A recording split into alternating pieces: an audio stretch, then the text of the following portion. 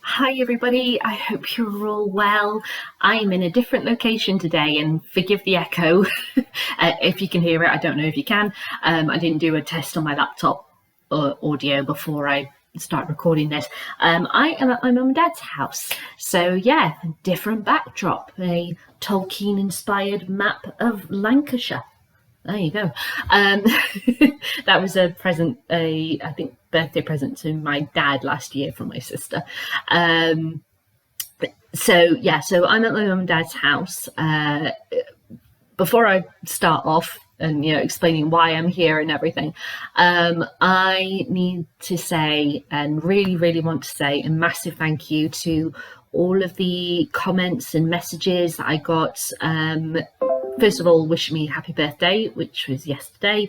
I had a really good day, and also hoping that my dad gets better. And I have got great news.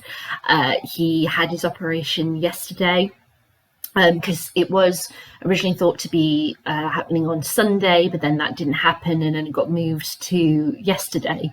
But the thing is, obviously, because emergencies could come in and operations could shift and all that lot, we didn't know exactly when it was going to be and such. So I carried on with my plan of how I was going to celebrate my birthday anyway, and I actually went to the cinema to a place called the Tivoli in Cheltenham. And the Tivoli, when you go in, it's in an arcade. All of the screenings and everything where you order food, the bar, eat, everything is downstairs. So as soon as you go in, you go down a spiral staircase, you just lose all signal, all internet, everything. You just lose it. So I got there about 12, and my screening of The Little Mermaid, which I really liked, and I don't care what critics say, I really liked it, was at 12:30. So, and it's 2.25 hours, and that was when the advert started. So it actually didn't start until like 1:00. So for like over 3 hours, I was, nobody could contact me. And then I came out of the cinema, got my signal back, and then found a message from my mum saying, at lunchtime saying, he's just been taken in. So I was like, oh my God. So I found out the news that my dad has been operated on like over 3 hours late. But anyway, he had the operation, he's doing good. Mum is at the hospital with him now, and I'm here because today mum and dad were having their alarm serviced, and they're like, oh God, what are we going to do? So I said that I would basically house sit and be here for when the alarm service person got here, and that is all done. So I have been sat here reading, and so thanks to that, I have finally finished Jude the Obscure by Thomas Hardy. So, and I am here to talk about it. So yeah, again, massive thank you for all of the messages about my dad, and also wish me happy birthday. What did I do yesterday? I went to Cheltenham. As I said, I went to the Tivoli. I've never been there before. It's an absolutely gorgeous cinema. Ordered my lunch to be delivered to me in screening. Sofas that you can sit back and relax on, and it was a gorgeous cinema. I went shopping. I bought some bits and bobs. And actually, when I was at Lush, because I decided to buy some bath bombs at Lush. I'm quick shower kind of a person. I'm just like, I'm not, I don't like to lie in bath so long, but over the past year or so, I've just found a likeness for it. So I bought myself some bath bombs, and I just happened to mention that it was my birthday to the people who were serving me, because they were asking me what I was doing that day, and I was like, I'm taking a birthday trip to the Tivoli. And they're like, oh my God, it's your birthday, we have to give you something. And they gave me a free bath bomb and loads of samples. So I basically came out the shop with a bag full of goodies. And and then I was really worried that I was going to stink out the screening of Little Mermaid. But I was actually by myself, so I had the whole screening to myself. It didn't matter. And I bought myself a nice little birthday cake, and my present from mum and dad, which is absolutely amazing. They're taking me to the Bristol Hippodrome to see Wicked in January. I've always wanted to see Wicked and I've never had the chance. So I am over the moon that I'm going to be seeing that in 7 months' time. So into January, I'm really excited. So yeah, it's been a bit of a crazy busy past 24 hours and such, but yeah, good news, Dad is on the mend and we're hoping that he'll be out of hospital in the next couple of days. And yeah, it's a relief. It's a real relief. And him getting his operation on my birthday was the best birthday present I could ask for, to be honest. I'm just really, really happy that he's okay. So anyway, as I said, because I've been here house sitting for Mum and Dad, I was able to get through the last of Jude the Obscure. So I'm here to talk about it. So, Jude the Obscure. What is this book about? It's about a guy, can you imagine, called Jude. So this is, Thomas Hardy's last novel. He did write a load of poems and such before he passed away, but this was his last full novel that he wrote. And I think he wrote it about 10 plus years before he actually died. So there was quite a bit of time between the end of this book and when he actually passed away. And I had read previously Tess the D'Urbervilles multiple times and Far from the Madding Crowd. So I wasn't, unfamiliar with Hardy's work or anything. I knew I was in good hands, as it were, because I like his worlds, I like his characters, I like how that everyone has so many levels of complexity, and yeah, his worlds are just a joy to be within.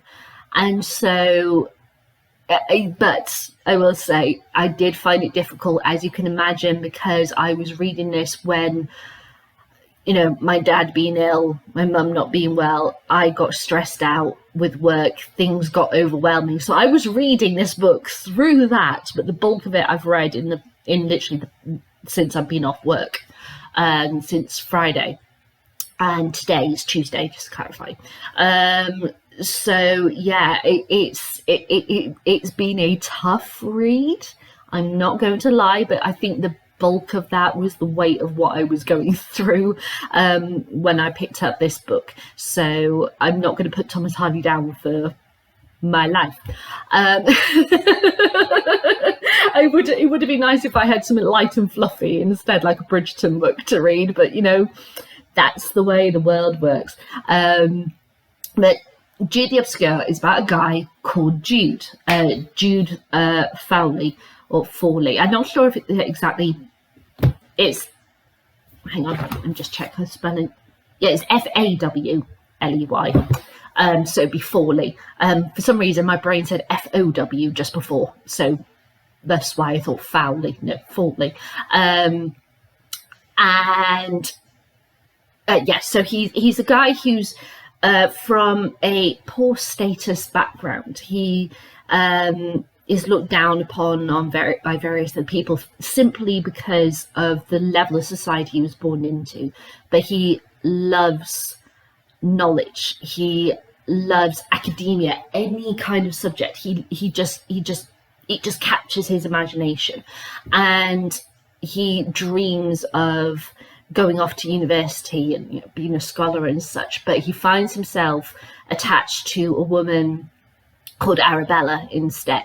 So automatically, opportunities that he could have had, say if he had done gotten a scholarship or something, had been completely taken away from him. He has to work, he has to provide for his family, for his wife and such, and her family and everything.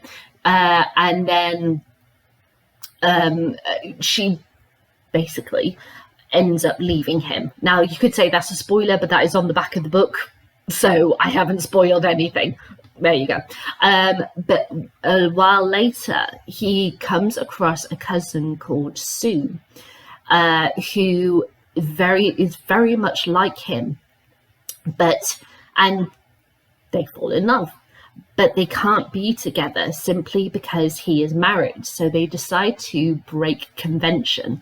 And it's about how the society reacts to them and the things that they go through because of having an unconventional relationship at a time when religion was so important, and there were certain things that men and women did. They, got married, have children and such, and because they're breaking convention, nobody wants to know them.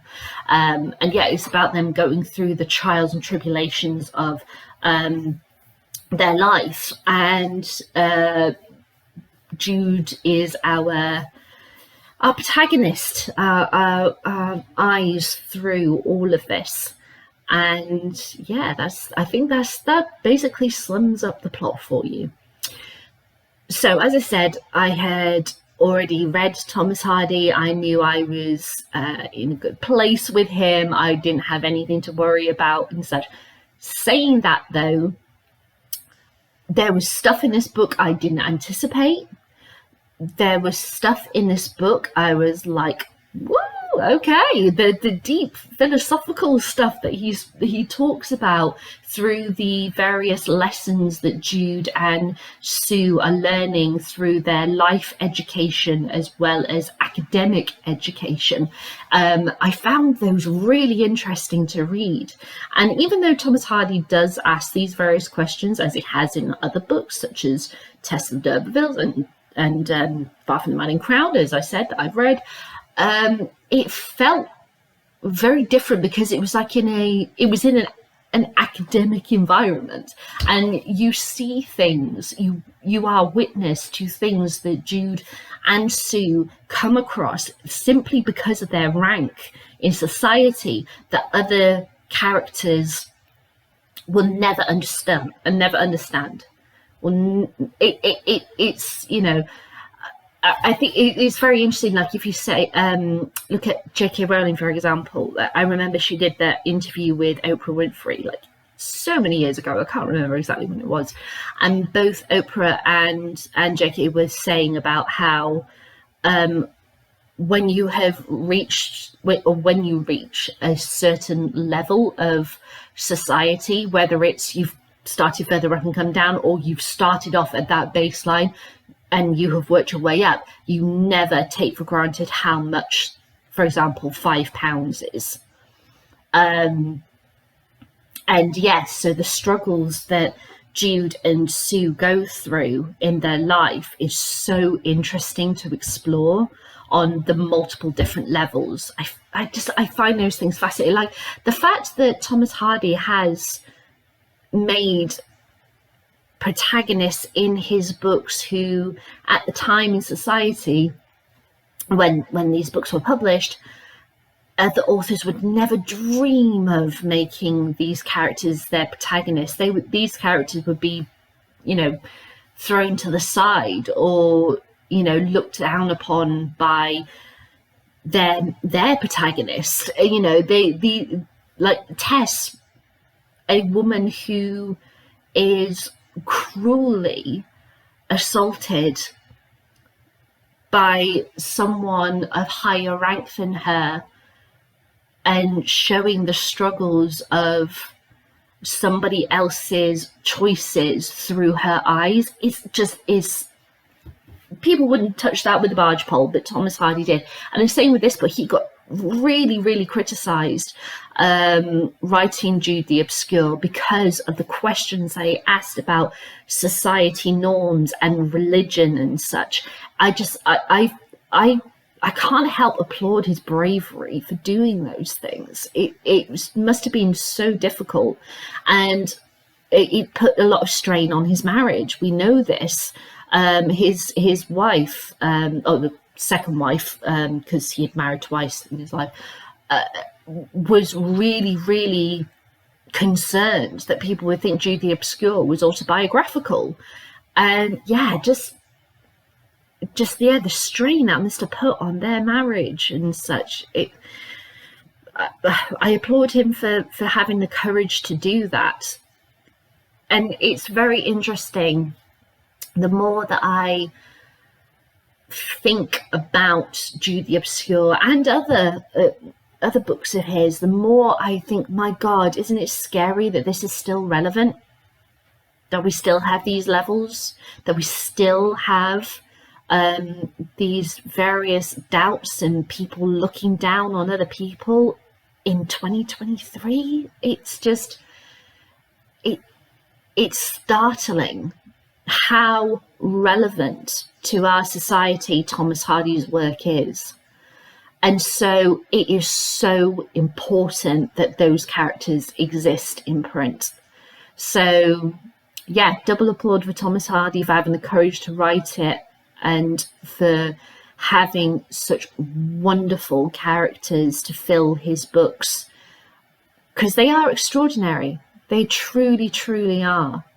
And also with Thomas Hardy, he's not afraid, or at least that I've experienced from all three of the books of his that I have read, he is not afraid to go to seriously dark places. Now, in this book, there is a sequence. I will not say what it is in case you don't know, but there is a sequence that happens near the end of the book, which is truly shocking. I already knew what it was, because it's that thing, you know how like classic novels, it's just, you see a title, you associate one thing to it. I already knew what the thing was, and in a way, because I read like about the last 100 pages today, I knew it hadn't come up yet, so I knew that it was coming. I didn't know when it was going to come, but I thought relatively soon, given I'm in the final 100 range, or just under it. And yeah, I was like, when's it going to come? When's it going to come? And even though I knew it was coming, my God, it just punches you in the gut. It comes completely out of nowhere. You cannot see it coming. And I think that is what is so brilliant. And it's very, very interesting that it's all to do with younger generation, and the younger generation realizing what impact they could or couldn't make to the world, even though older generations like Jude and Sue are fighting for change. The knock-on effect that then has for the next generation in their line is, it can possibly be something amazing, or it can be something possibly extremely tragic. And for Thomas Hardy to do what he did, especially what he does here, I honest to God don't know how he was able to write it, because it's really tough. It is really tough. I mean, stuff that happens in Tess and the D'Urbervilles is tough. Stuff that happens in Far From the Madding Crowd is tough. If you know those books, you know what I'm talking about. But this, I actually read the part, and then I had to take a little break, because I was like, that's brutal. It's brutal. So if you do read this book and you don't know what the thing is, I will say, it's in that last 100 pages. I'm not going to say what it is, but be aware that it's tough. And that's all I'm going to say about it. Just so you know, in this particular Penguin edition, there are various introductions, and also at the back we have got appendices, we have got a glossary of various terms, various terms, the northern slangs and such, but also the various Greek authors and such that Jude and Sue talk about, and the lectures that they attend, that kind of thing. There are a number of appendices. There's loads of notes. I mean, if you combine it all together, hang on, just bear with me, get to the actual, there we go. So, nope, that's historical text. There we go. So that's your introduction. That's the story, and then that's all of your notes, your glossaries, your appendices at the back. So there is a good section of this, both at the front and the back, that does have, various information. The notes are clearly marked on all of the pages. So yeah, Penguin have just decided, rather than having them at the bottom of the page, because there's a lot of them, they've shoved them at the back. And there's a whole glossary of words as well. And the glossary words aren't notes, indicated as notes. So it's just a case of, if you're not sure, you could just go to the back of the glossary and see if it's referred to there, and then you get your explanation of what it means. So thank you, Penguin, for doing that. I have to say, even though Tessa the D'Urvilles did not shake me, but made me think a lot when I read it, and Far From the Madding Crowd, I think I was very similar. I think this is the first time Thomas Hardy has written a book where I have gone, I've kind of been a little taken aback by. And to be honest, I think it's bloody fantastic that that's his last book, because my God, what a powerhouse it is. And as I said, it is so scary how relevant this is, that we still have these kind of things going on in 2023. And all Jude ever wants is to explore and to be given a chance and to learn. He is so wide open to the world, but the world is not wide open to him. And that is so tragic. I really loved Jude. And the end of the book, I get why Thomas Hardy did what he did at the end of the book. It made sense. And at the same time, I just felt like, if only. But it's always that thing, isn't it? If to quote Taylor Swift, if one thing had been different, would everything be different today? And I think in the case of Jude, yes, it really would. It really, really would. And that's what makes it so sad. He had so much promise, so much possibility, yet he was completely restrained for simply being born into poverty. It's so sad. It is so, so sad. I just loved how vivid Thomas Hardy made this world.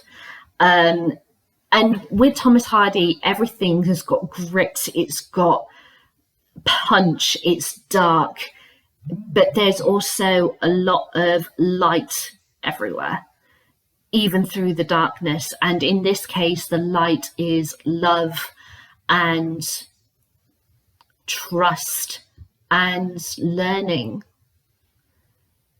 that, yeah, life can throw you some horrible things in your way.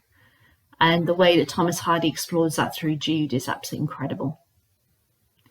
So yeah, it was bloody tough to read in a few weeks that have been really, really tough. But it's done now. And yeah, let's see the light now that enters the tunnel, so to speak. So I think that's all I can think of to say. It was a stunning read, tough to read, and tough to get through over 2 and a bit weeks because of my life getting in the way. But yeah, it's weird when all of this craziness kind of happened. I was thinking, oh my God, Jude the Obscure, it's going to be, oh God, I need something light and fluffy in that. And so I just felt so struggling to pick it up. But now it's actually the best book to read during this time, because of understanding certain aspects and elements of what is really important. It just, yeah, it was very odd to say, but it was the best possible book I could read. So thank you, Thomas Hardy, for writing it. Okay, so those are my thoughts on Jude the Obscure by Thomas Hardy. Let's ask my usual questions. Would I read this again? Yeah, definitely. Probably not for a while because my to be read list is so long, but yeah, I think I need to go back and visit Jude from time to time in my life. And it was wonderful to meet him, and yeah, I definitely would. Would I recommend this to anyone? Yeah, definitely. But flag that there is something that happens in the last 100 pages that some people might find highly uncomfortable and you could see as controversial, definitely. But Thomas Hardy doesn't pull back. He doesn't hold back. You feel the punches at full force. So yeah, it's to be expected with Thomas Hardy. But yeah, it's brutal. It is brutal. Would I read any more Thomas Hardy's work? Well, yes, of course, because he was an absolutely fucking incredible genius. So there we go. Yeah, it's been a wild ride of a few weeks, but we got there. And I'm really glad that I went through the story of Jude the Obscure. So, have you read this book? I'd love to know what you think. If you have comments below, give me a thumbs up, thumbs down, tag you, decide. Oh, God, no, I just remembered something. I was going to mention something. There is a film of Jude the Obscure called Jude from, I think it's 96, with Kate Winslet and Christopher Eccleston. Given that I've just finished the book today, not had time to watch it. But I found earlier today, someone has uploaded the full thing on YouTube. So I will include a link to that in the description. But just to clarify, just to confirm, Jose, I've not watched it.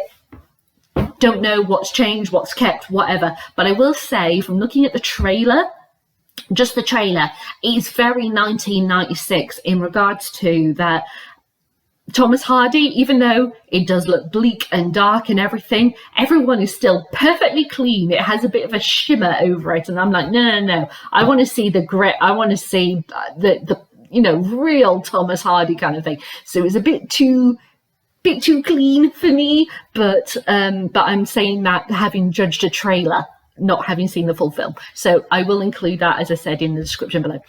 So yeah, so as I said, have you read this? Don't you think in the comments below, thumbs up, thumbs down, tag to your side.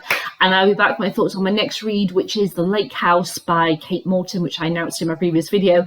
As I'm at Mum and Dad, I don't have the book at hand to hold, so just imagine that the book is here.